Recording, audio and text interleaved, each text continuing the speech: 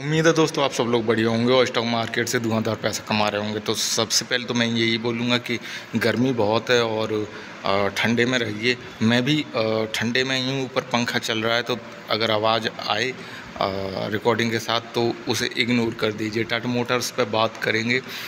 Stock काफ़ी धुआंधार है, future तो ठीक है, अच्छा है, लेकिन मार्केट अभी कहाँ अच्छा है। तो ऐसे में ऊपर से जिन लोगों ने बाइंग की है और स्टॉक टूट के नीचे आ गया, अब क्या किया जाए।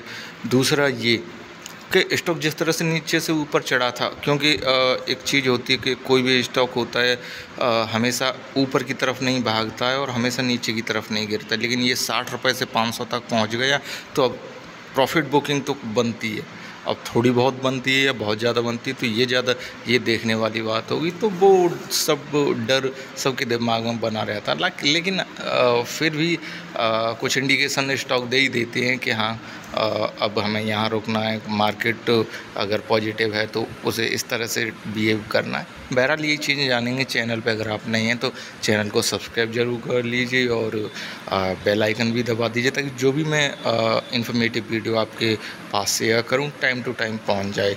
और चूँकि मार्केट में अभी ऊपर नीचे है, मार्केट वोलेटाइल है, तो सबसे पहले कोई भी पैनिक में ना आए, टेंशन ना करें, क्योंकि अब तो आदत ही हो गई होगी, तो मुझे ये बोलने की ज़रूरत ही नहीं है। बहरहाल हम स्टॉक पे आते हैं। ये इसका मैक्सिमम प्राइस मूवमेंट है, ठीक है। कोविड के बाद स्टॉक 60 रुपये से भागा था, मुझे खूब याद है। मैंने कुछ शेयर टाटा मोटर्स के ख़रीदे थे और कुछ शेयर यस बैंक के ख़रीदे थे। तो यस बैंक तो तब से अभी तक उसी कीमत पे पड़ा हुआ, वो उल्टा नीचे गिरा और पड़ा है, और ये 60 रुपये से 500 रुपये तक पहुंच गया, और 500 के बाद ये नीचे उतर के 404 पे आ गया। हालांकि आप में कई सारे इन्वेस्टर्स के साथ ये हुआ होगा और बहुत सारे इन्वेस्टर फंसे होंगे। तो अब स्टॉक करना क्या चाहता है, तो ज़्यादा टाइम अगर आप किसी स्टॉक को देते हैं वो स्टॉक आपको उतना ही ज़्यादा दे जाता है। और अगर किसी स्टॉक को आप मोटा मोटी हल्का हल्की देख लेते हैं, कहीं से सुनने में आया, समझ में आया, आप वहीं फंस जाते हैं। वही गलती होती है। थोड़ा सा समय दीजिए किसी भी स्टॉक को समझने में, वो करना क्या चाहता है, तो आपके कुछ पल्ले पड़ेगा। अदरवाइज तो फिर जैसे बोलते हैं कि तुक्का है, लग गया तो ठीक है, नहीं लगा तो फंस गए। तो जब ये स्टॉक भागा था यहाँ से, ये जो रन अप लिया था इसने 320 के बाद का, क्योंकि इसका जो 3 महीने पुरानी कीमत है वो लगभग 316 है, 320 रुपये करीब है।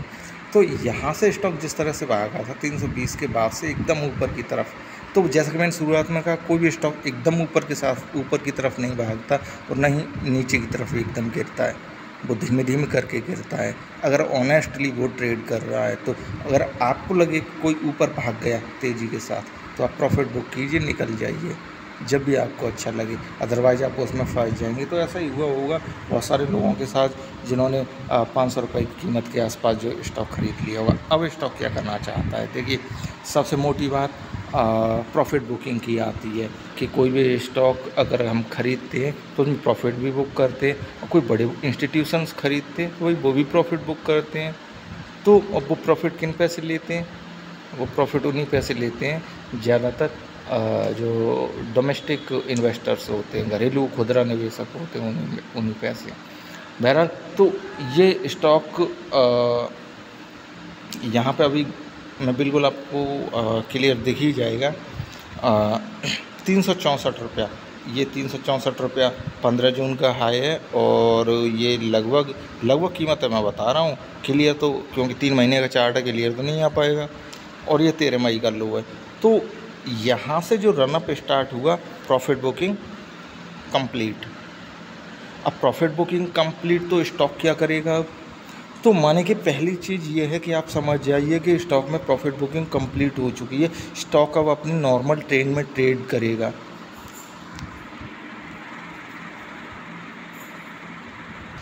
अब इस चीज़ को भी समझ जाइए कि यार नॉर्मल ट्रेंड में ट्रेड करना क्या होता है। देखिए जो जंप था जिस तरह से खड़ा स्टॉक खड़ा होके भागा था, उसमें प्रॉफिट बुकिंग कंप्लीट हो गई। अब मार्केट के साथ स्टॉक चलेगा। अगर मार्केट में पॉजिटिविटी है या सेक्टर में पॉजिटिविटी है तो स्टॉक ऊपर की तरफ जाएगा। अगर मार्केट या सेक्टर में नेगेटिविटी है तो स्टॉक नीचे की तरफ जाएगा। ये रहा नॉर्मल ट्रेंड। तो अभी हम बात कर रहे हैं 3 महीने के चार्ट पे। अब इसे 1 महीने पे लेके आते हैं, वो 1 साल के पे। तो जैसा कि मैंने अभी आपको दिखाया था, ठीक उसी तरह स्टॉक ने एक लो बनाया 370 से नीचे का, और उसके बाद जैसे मार्केट में पॉजिटिविटी आई, स्टॉक ने एक अच्छा रन अप दिया, ठीक ना। वो 400 रुपये क्रॉस कर गया। लेकिन अब स्टॉक कहाँ फंस गया, क्योंकि स्टॉक को तो यहाँ पे भी रुक जाना चाहिए था, 470 रुपये पे भी रुक जाना चाहिए, 12 पे भी रुक जाना चाहिए था, लेकिन 4 पे ही क्यों रुका इसीलिए क्योंकि जो इसका 9 मई का लो है, स्टॉक इसे ऊपर की तरफ नहीं तोड़ पाया। अब स्टॉक ऊपर तभी तो जाएगा जब पुरानी लो तोड़ता हुआ जाएगा। अब मार्केट में पॉजिटिविटी आई, इसने 3 लो तो तोड़ दिए, चौथे लो पर रुक गए। सो वहीं पे अभी फ्रीज है। अब देखते हैं कि मार्केट किस तरफ जाएगा, तो स्टॉक भी उसी तरफ जाएगा।